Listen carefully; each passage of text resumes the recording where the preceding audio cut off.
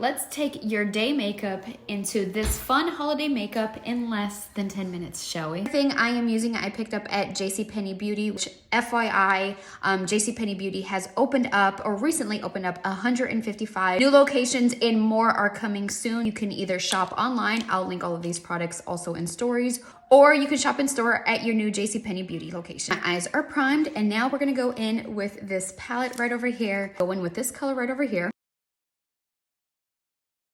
So try to lift, to kind of help it lift some of that eye. So bring that color up and then you can drag it there.